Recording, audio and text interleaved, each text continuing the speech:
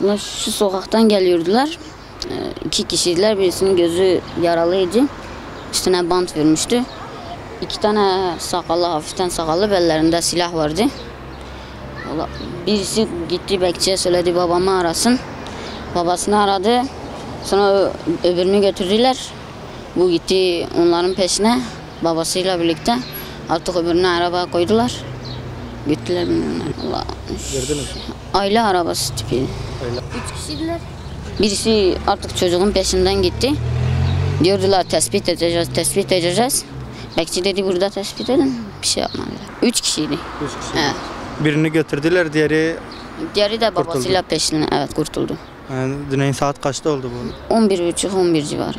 Birisi 17-18'di. Diğeri de benim yaşlarımdaydı. 15-16. 15-16 yaşındakini mi kaçırdılar ya da? 17-18 yaşındaki. Onu kaçırdılar. Evet. Bekçi aradı.